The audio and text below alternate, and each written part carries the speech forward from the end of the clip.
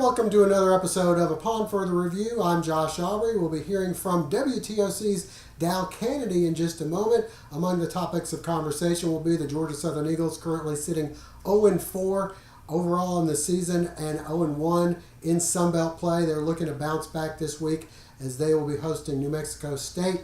As for our area high schools, we'll be looking at some highlights from Statesboro High's roller coaster ride on the road in Pooler against New Hampstead. That game, they were trailing 27-7 at the half, came back to make a battle of it as they scored 28 unanswered points, but then saw 12 unanswered points by New Hampstead and ended up losing that one 39-35 on the road in Pooler. Start off the region 0-1. We'll show you highlights of that, as well as some Southeast Bullock highlights against the Johnson Adams Smashers. Of course, Johnson came in winless on the year. Southeast Bullock takes a 35-0 lead in that one and then pretty much clears their benches and lets the youngsters get some playing time as they cruise to the victory for Bullock Academy. They go on the road to Frederica, had an opportunity late in the game to tie things up, unable to get in the end zone. They dropped their first region game of the season. They're 5-3 on the year and 1-1 in region play. And as for the Portal Panthers, they fell on the road at McIntosh 38-13. We'll be hearing from Dow Kennedy in just a moment. But before that, I'd like to remind you, for any legal advice you may have in the Statesboro Bullock County area, talk to our friend Levitt Bennett Jr., attorney at law. Levitt's office located in downtown Statesboro. And join me now. No, you don't have your channel on the wrong channel there. It's WTOC's Dow Kennedy coming in to pinch hit for the usual Frank Solkowski time. We're going to be talking a little bit about our area high schools and a little bit about Georgia Southern. Of course, Dow for WTOC is still doing some high school football, so he's familiar with a lot of these teams and the scores. And usually if Dow's out and about, it's in Bullock County or around Bullock County. And of course, Georgia Southern, we know, is near and dear to Dow Kennedy's heart, and he knows, unfortunately, where the Eagles are right now. Dow, we're going to begin with the Eagles. First of all, thanks for joining us. How's your schedule been this fall? Well, it's been interesting making the trip to Auburn and then having to deal with Irma instead of going to Birmingham to cover the New Hampshire game. You didn't miss much. It's been a little. But again? You did not miss much there. Oh, thank you. Yeah, this is true. Things were soggy there and soggy here too.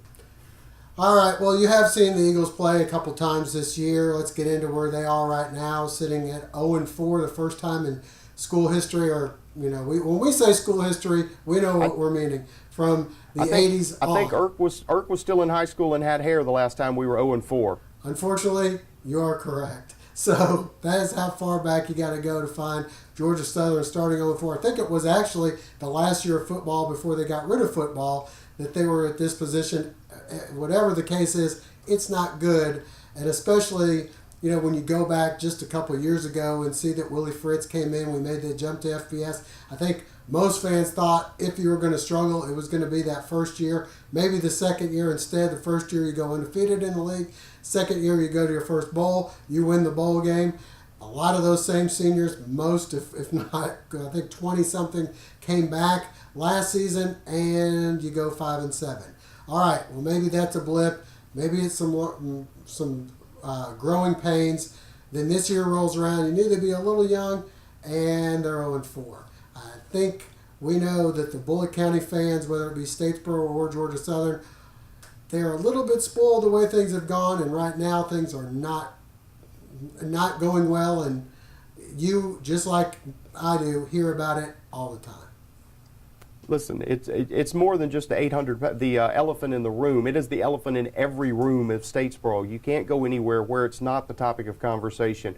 Thursday morning after the Wednesday night game, I was in Baxley in the courthouse, and the bailiffs were asking me what's going on with Georgia Southern, and I didn't have an answer.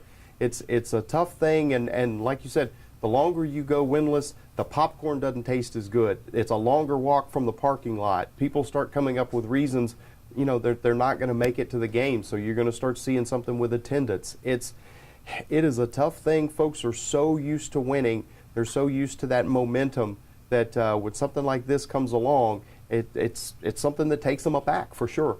And speaking of the 800-pound gorilla in the room, you've got that team just up the road in Athens that happens to be undefeated and top 5 in the nation. And I know we have a lot of Southern Georgia fans or people that kind of sit on the fence, and depending on which way the wind's blowing, they tend to gravitate that way.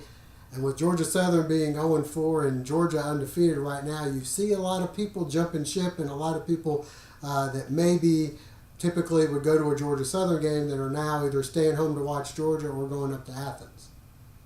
And some of those people will correct you that in some of the polls, Georgia is up to 4, not just 5. They're up to 4, so they're counting that one spot. And, when you do have a team that is nationally spotlighted from time to time, especially when they get a little bit of momentum, it is tough to hold on to your team when you're being bombarded in the national media and maybe the local media with how well they're doing. It's tempting to jump off of one bandwagon and jump onto the other. Well, there's not much of a bandwagon left for the Eagles at this point in the season. They're 0-4, and Coach Summers, Tom Kleinlein, everybody kind of taking the hit on social media. It's kind of tough, nowadays especially. It's much different than it was even 10 years ago, 15 years ago, because now everybody's got an opinion and they're able to share that, which isn't necessarily a good thing at times. Well, when you make national TV on game day yesterday for the wrong reasons, it's hard to ignore. In the old days, the worst thing a fan could do was go stick a for sale sign in the coach's yard and then go tell all their friends that they had done it. Now they've got a worldwide platform on social media to be able to launch something and drive something there and try to make a point, and everybody wants to have the joke that everybody laughs at and retweets and likes and things like that, and it can get pretty vicious. Yeah, well, we're going to get into Georgia Southern with you later on in the week as we preview the New Mexico State game. But for now, we're going to take a break, and we're going to come back, and then we're going to be getting into some high school football with Dow as we review this past week and look forward to see what's going on upcoming for our Bullitt County teams. Lee Hill and Johnston Insurers. We've been Statesboro's insurance people since 1963. That's a lot of memories. Recognized as one of the leading agencies in Georgia, Lee Hill and Johnston is independent and offers a complete line of personal and business insurance for auto, life, home, and health. We'll shop companies to find the lowest premiums and best coverage for you, your family, or your business. Lee Hill and Johnston Insurers, the insurance people since 1963. To stay ahead, a parent has to really be on the go and stop for school, stop for sports, stop for an intervention. But you don't have to stop for banking. To stay ahead with mobile online banking, bank ahead with Queensboro National Bank and Trust. See Jeremy Reagan and the staff at Queensboro National Bank and Trust, South Main Street in Statesboro. And join me once again from WTOC in Savannah, Dow Kennedy. Most of you know him from the work he's done on the news, but of course, he's also involved in sports, has been for quite some time over there. Dow, how long have you been now at TOC? April was 21 years. I think I'm finally off of probation. I'm shooting my 22nd high school football season at WTOC. I know that you did have a little bit of a break maybe a couple of years ago where you didn't do as much high school football. Back in the swing of things, I know you were in Brooklyn. Let's begin with the Southeast Bullitt Yellow Jackets from this past week. They had played a murderer's row going into their region schedule, and then of course they start off with top 5 ranked Jenkins. Then it's Islands where they blew them out, and then this past weekend they continued their blowouts with Johnson. Maybe the score looked a little bit closer than it was, but I think there was a running clock the entire second half. You were there for that. The expression is they were passing tired horses. You were there. They scored on the second string and the third string, and I think there were some band members in there in the fourth quarter. Probably could have put up a little bit of a battle. Chase Walker, of course, goes over 100 yards once again, and I don't even think he played the second half, did he? he was itching to play. He was in Coach Pennington's ear trying to get back in the game, and Coach Pennington was running the younger crew with a running clock going at the start of the third quarter. They did not make a first down. They had, a lot of clean jerseys in there in the third quarter.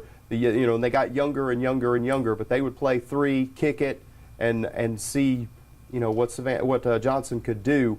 And they got 2 scores out of it, but they were mainly just running out that clock the third and fourth quarter. Well, you mentioned Coach P and his career win number 200. I don't know if he didn't go to Southeast Bullock as a head coach. Obviously, he went there as the defensive coordinator for Pat Collins, and then all of a sudden when Pat Collins left, he gets named the head coach, and maybe an interim basis, who knows what.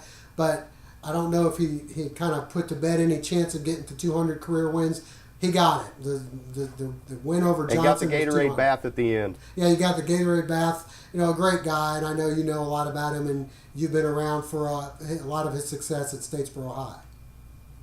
It was an outstanding win. Great guy to come in and lead a program, to step in the midst of things right in the 11th hour as Coach Collins heads over to Bullock Academy. I was joking around. He left SEB to go to BA to be the AD, which makes him an MVP and a VIP. And so Coach P had to step in ASAP. There you go. Good one there, Dow. All right. Well, as for the team he used to coach, the Statesboro Blue Devils, things were going pretty well. They've had this is the third homecoming game that they've played in a row. They were home for homecoming. They won that one. They broke the 16-game win streak. Then they go on the road for homecoming at Tattnall County, and were able to spoil their homecoming there, and they picked up their second straight win. Important game was this past week. It was their region opener. It was homecoming at New Hampstead. They were down 27-7, come back, take the lead, outscore them 28-0 in the third, and then not able to hang on, lose that heartbreaker, another game that they had the lead in the fourth quarter slip away.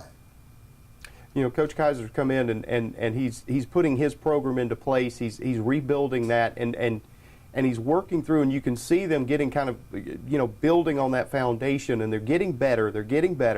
As we've talked about it, sometimes winning a game is about closing it out. You can be the better team. You can have more yards. You can lead in all the statistics, and you just can't close it out. And I think that's what they've got to work on now. They've had a couple of games that they lose in heartbreakers. This being just one of them. The onside kick. So they had come back, fought back, took the lead, and then that onside kick, trying to keep the ball, to keep the momentum, and New Hampstead getting the ball, and the momentum shifted from there. So I think some of it is just knowing how to finish out that game, how to close it out at the end is just that last step that they've got to take. Well, speaking of unable to close it out, the Bullock Academy Gators were down to, I believe, the 4-yard line with an opportunity to go in against Frederica and at least tie the game. Weren't able to do so. They lose. That's their first loss in the region, and it's very similar to Statesboro High in that there's 5 teams. 4 of them will go to the state. They did beat Edmund Burke, so they're in a little bit better situation than Statesboro is right now. Have 2 games left. If they can win both of those, there's still a chance to be able to host a state playoff game. Very important in that region. It's always tough, and like you said, when you've got 5 teams, it's a little bit, as they say, about running across the pasture and the bull is raging. You don't necessarily have to outrun the bull. You got to outrun the guy next to you. So as long as you can leave one team behind you, you make it in, and that is always a tough region. From Edmund Burke, Pinewood taking a little bit of lumps this year. We'll see that game later on, but Bullock Academy is always in there scrapping, whether they've got the numbers or not. They're always competitive, and we've got to see what comes down the stretch of this season. As for the Portal Panthers, they've been competitive in most of their games. They were coming off a blowout at Savannah Country Day. It looked like McIntosh is not quite as good as they've been in the past, but McIntosh defeats them there in Darien 38-13. Portal in a tough situation. Numbers game has really hurt them. Obviously, they're the smallest school, I believe, in the state that plays football. Now, there may be one, but there are not many, and it's always tough making that trip. Just the sheer trip down to Darien, you got to get to 16, you got to go down 16, then come down 95, or you take the back way. There is no easy way to get there from here. So you're facing the road as much as you are MCA, and that's always a tough place to play down in Darien as well. So it's it's a tall order to go down there and get a win. All right. Well, Dow, we appreciate you joining us. And when we come back, we're going to take a look at some highlights from Southeast Bullitt game at home for homecoming there, and also Statesboro High at New Hampstead. Family Internal Medicine Associates of Statesboro, providing primary care for Statesboro area patients since 1998, providing complete physicals, complete sports physicals, Medicare wellness exams, full diabetes treatment, and education from lifestyle changes to oral medications to insulin pump therapy. In-house dermatology, in-house circulation tests and ultrasounds, in-house lab. And introducing our new nurse practitioner, Melissa Beasley, as we now accommodate same-day or next-day appointments to serve your needs. Family Internal Medicine Associates of Statesboro, where we care.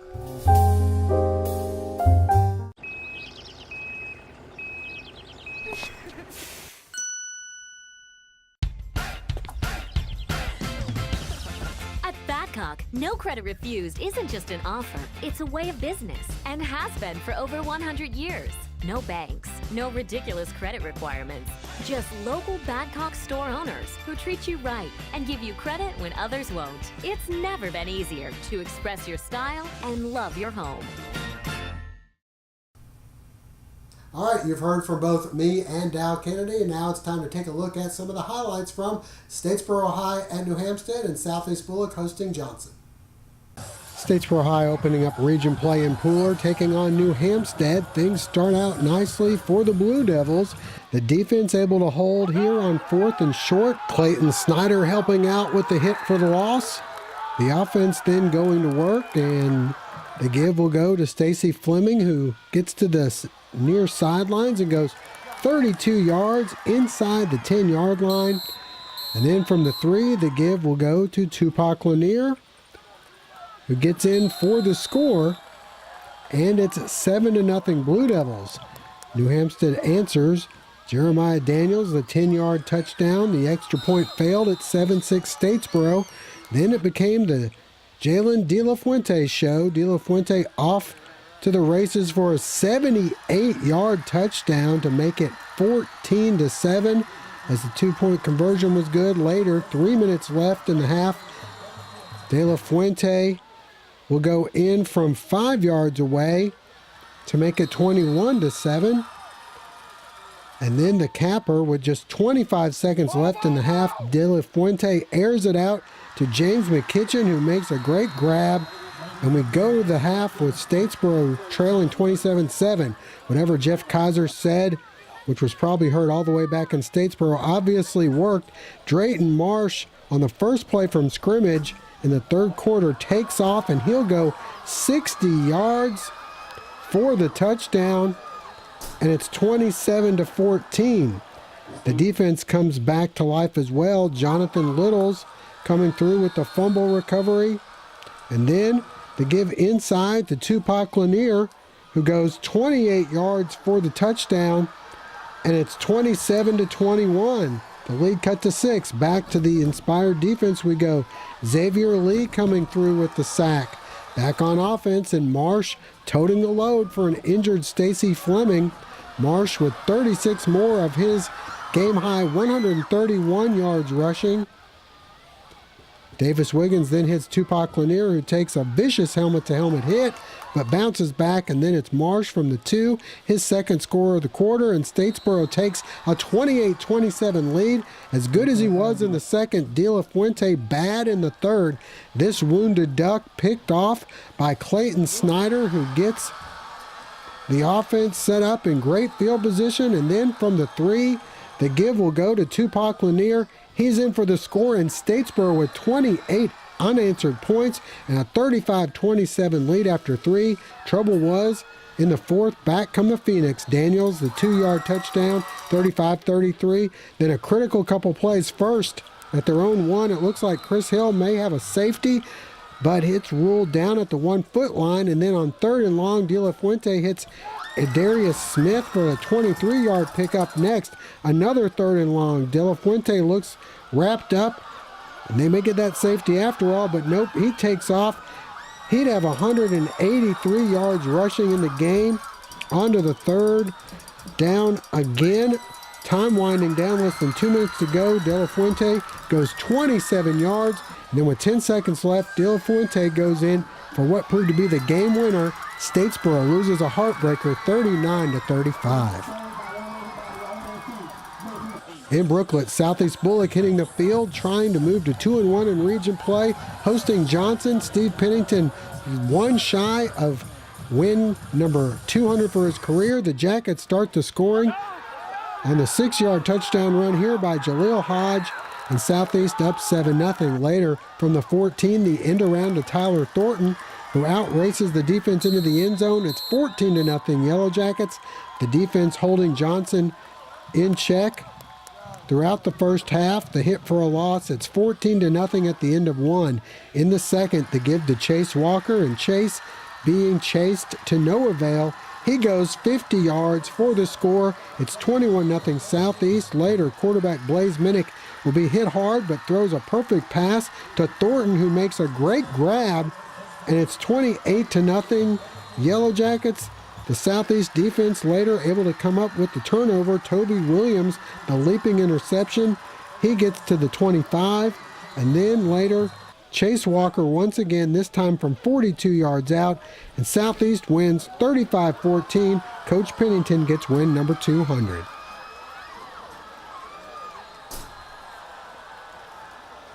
Center Pharmacy on Grenade Street is proud to be your Health Mart pharmacy in Statesboro. The Medical Center Pharmacy, locally owned and serving this community for 50 years, is open 364 days a year.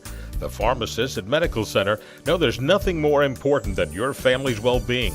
That's why they take the time to know their customers, explain their medications, and answer any questions. The Medical Center Pharmacy, your Health Mart pharmacy. Health Mart, caring for you and about you.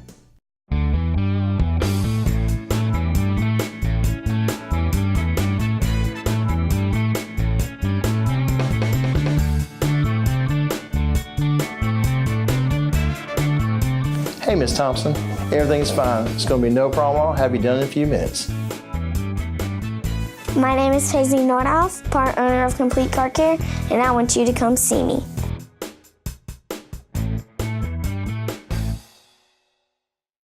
And that'll wrap it up for this week's show. I'd like to thank Dow Kennedy from WTOC for coming on board for this week's show. We'll also hear from Dow later on in the week, where we'll be previewing the Georgia Southern New Mexico State game, as well as the Statesboro High Blue Devils back in region play coming up as they host Ware County. You have Southeast Bullock on the road at Savannah High. The Bullock Academy Gators will be hosting Trinity Dublin, and Portal will be on the road at Calvary. Thank you for joining us. Hope to see you later on in the week.